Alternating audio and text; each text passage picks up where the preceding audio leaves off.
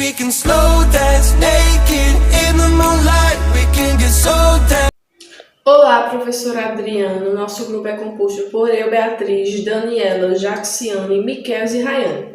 A gente vai abordar com o tema o diabetes. E o que seria diabetes? Diabetes é uma síndrome metabólica de origem múltipla decorrente da falta de insulina ou da incapacidade que ela tem de exercer adequadamente seus efeitos.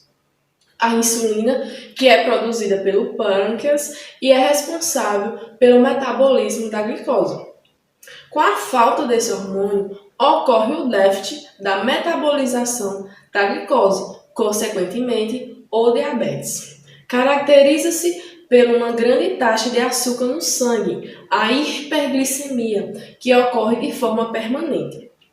De acordo com a Sociedade Brasileira de Diabetes, existem no Brasil mais de 13 milhões de pessoas com a doença. Isso corresponde a 6,9% da população nacional. Quais são os sintomas do diabetes? Fome com frequência, urina com frequência, perda de peso, pode acontecer distúrbios cardíacos e renais, problemas na visão e também pode aparecer feridas nos membros inferiores. Como podemos prevenir essa doença? Com a atividade física, tendo uma alimentação saudável e não consumindo álcool, tabaco ou outros tipos de drogas.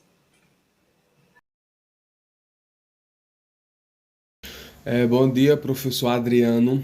Eu fiquei responsável por a diabetes mellitus 1, mais conhecida como DM1, né?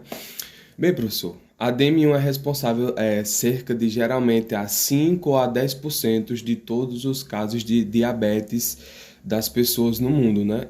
Como o senhor sabe, ela é uma doença crônica e o tratamento dela é muito dificultoso.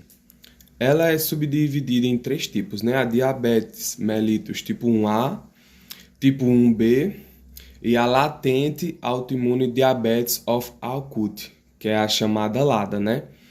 A diabetes mellitus tipo 1, ela acomete geralmente crianças e adolescentes. E qual é o processo que gera essa doença, né? Como é que a pessoa chega a adquirir a diabetes mellitus tipo 1, né?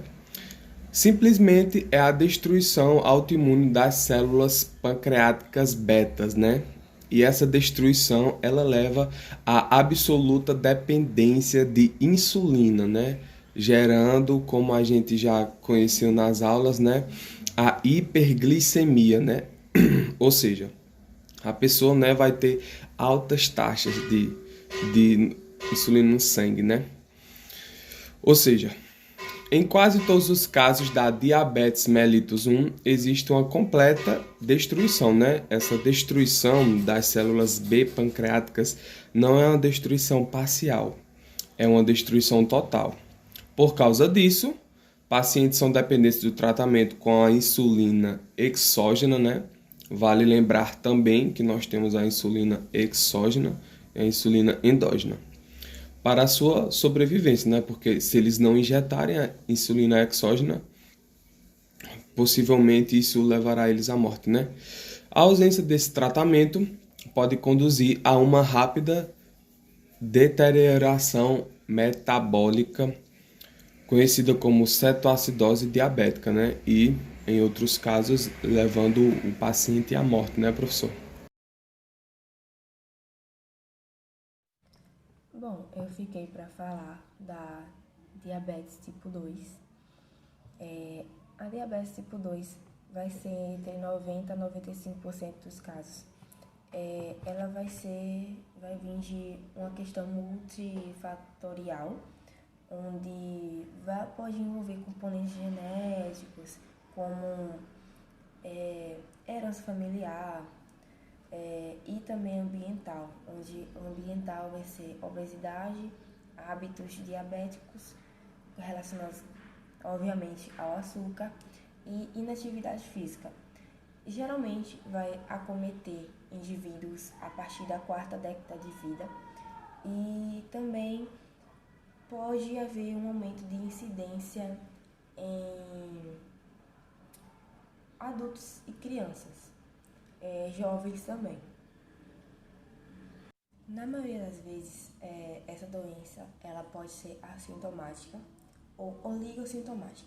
Como assim? Oligossintomática é por um longo período, sendo que o diagnóstico vai ser realizado por dosagens laboratoriais em que a rotina ou manifestações das doenças, das complicações pode ser crônica. Com menor frequência, o indivíduo com diabetes 2 ele vai apresentar sintomas clássicos de hiperglicemia. O que seria? Polúria, polibilicia, polifagia e emagrecimento inexplicado. Também, embora a cetoacidose diabética seja rara em algumas manifestações iniciais da diabetes tipo 2, a gente observa um aumento de número dos casos na abertura do quadro da diabetes. A gente também vai ter alguns fatores de risco que pode levar à diabetes tipo 2.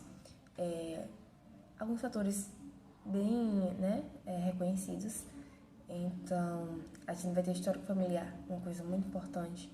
É quase de certeza, né? Que quando tem um histórico familiar, é muito provável que você venha a ter a diabetes tipo 2. Então, quando se reconhece esse histórico familiar, é importante o pré-cuidado, né? Um cuidado a mais. O avançar da idade, a gente sabe, nosso corpo vai ficando mais debilitado em questão de nutrientes e tudo mais. Então, isso ajuda para obter a diabetes tipo 2, o sedentarismo, a pré-diabetes e também pode ser relacionado à pré-diabetes gestacional, a diabetes gestacional. E também a presença de componentes da síndrome metabólica. Aí a gente também tem a questão que a distribuição da adiposidade corporal, que a adiposidade corporal seja a gordura,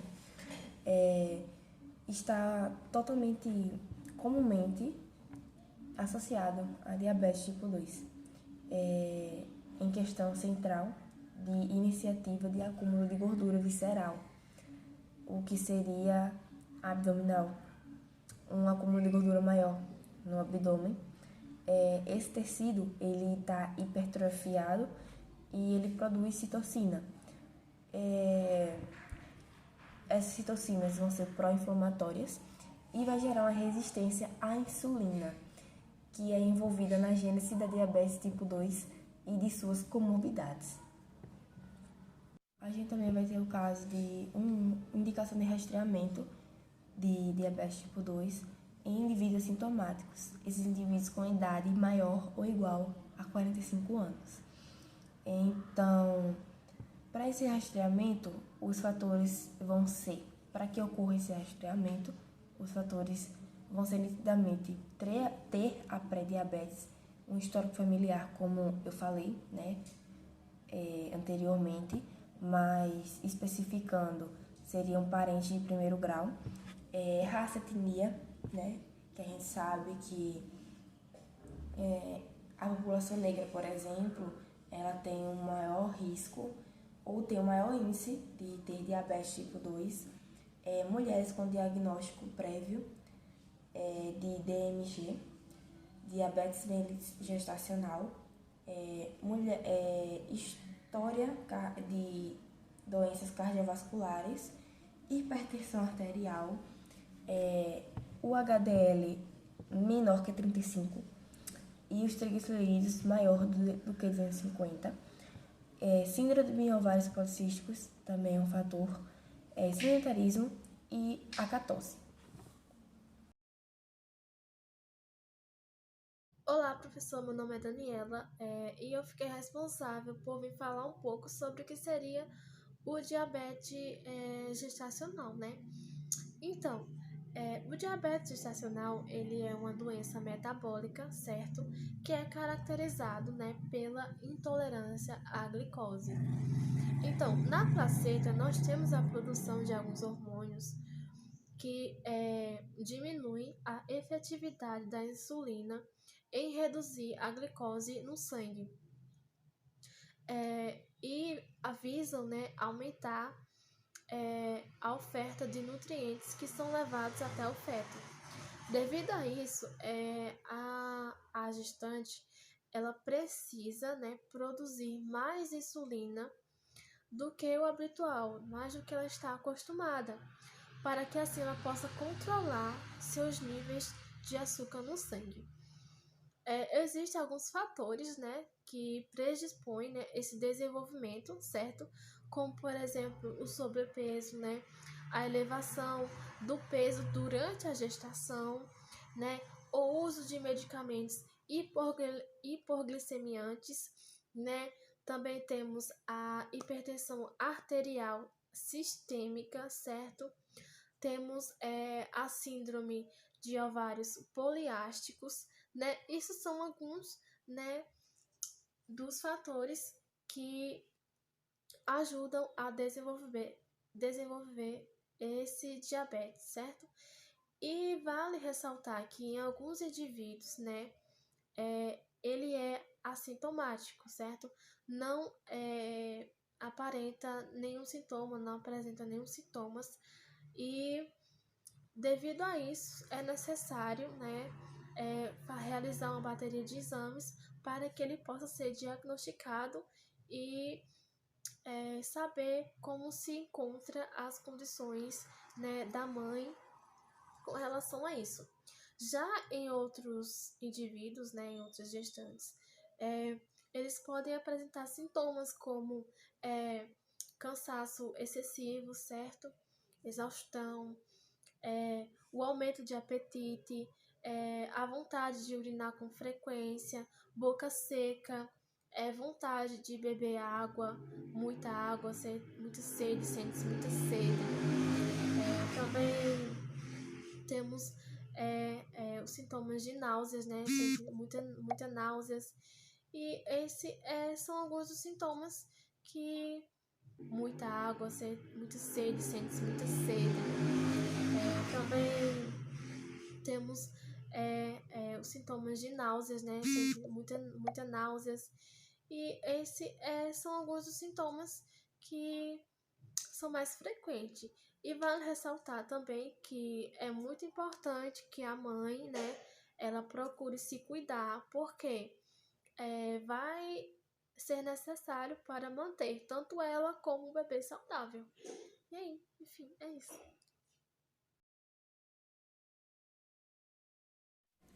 E para o nosso caso clínico, a gente vai ter um caso clínico de diabetes neonatal, em que uma criança do sexo masculino nascido por parto cesáreo em um hospital do interior do Rio Grande do Sul,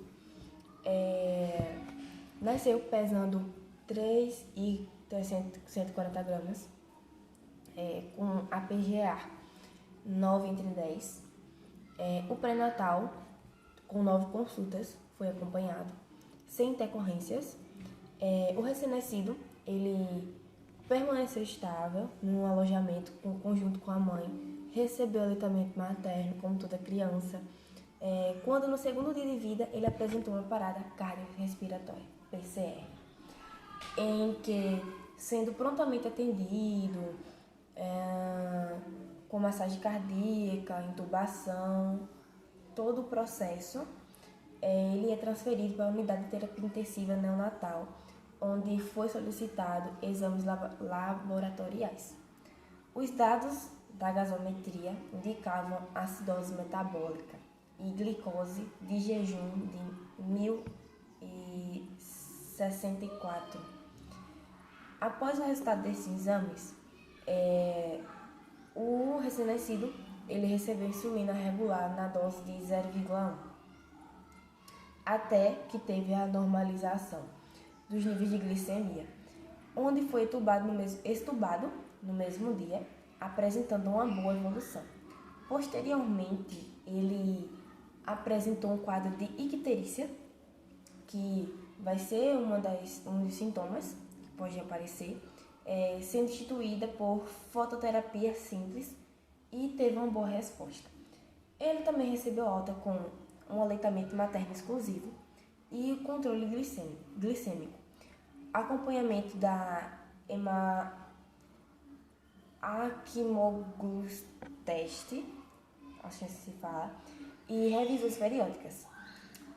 Os níveis de glicemia e hemoglobina glicada dentro da normalidade e a pesquisa de anticorpos e anti-GAD também foram reagentes. A criança, com seus 8 meses de vida, apresenta o seu desenvolvimento neuropsicomotor normal, assim como seu crescimento pondero e estatural, e o seu histórico familiar com relação ao diabetes mellitus, né, ou seja, ao diabetes gestacional, é ausente.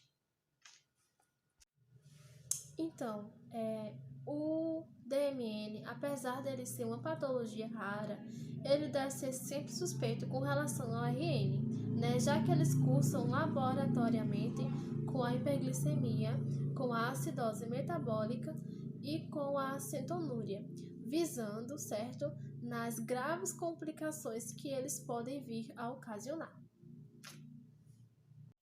De acordo com a literatura, o recém-nascido ele apresentou sinais clássicos de diabetes neonatal, com hiperglicemia e acidose metabólica. Contudo, ele não cursou desidratação e alterações urinárias, que seria a cetonúria. E também o tratamento foi um caso realizado de insulina regular de infusão contínua, que é uma das insulinas de escolhas para abordagem inicial quando se trata de uma DM neonatal.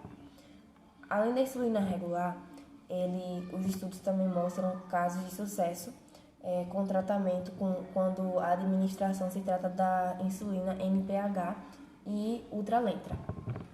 Dando continuação aqui no caso clínico, né, do recém-nascido lá do Rio Grande do Sul, a grande discussão que nós temos que ter agora é sobre os dois tipos de diabetes mellitus, né? A transitória e a permanente.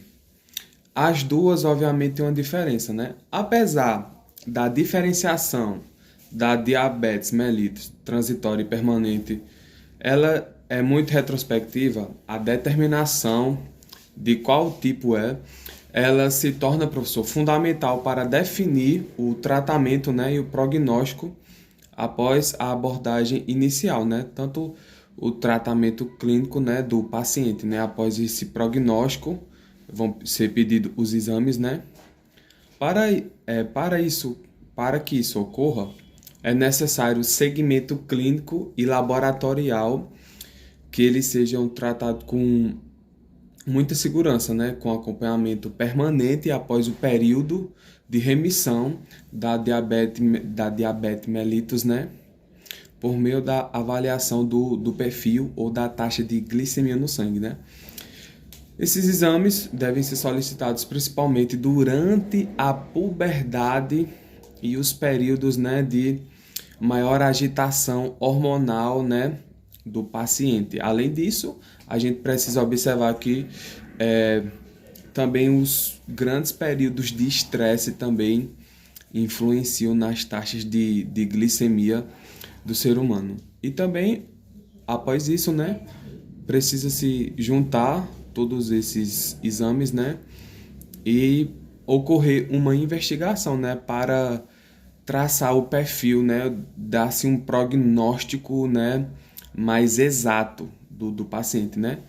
O acompanhamento regular deve ser realizado principalmente nos casos que desenvolvem a diabetes mellitus permanente e nos pacientes que apresentam a transitória também. E eles têm recorrência, têm reincidências de episódios de hiperglicemia, né? Pela gravidade da apresentação clínica, o DMNT necessita de uma maior suspeição, apesar do RN não ter apresentado indicação do controle da glicemia capilar nos primeiros dias de vida. O caso determina a importância de identificar prontamente os principais sinais clínicos que os estados de hiperglicemia podem desencadear, a fim de determinar rapidamente um diagnóstico e instituir um tratamento alimento adequado.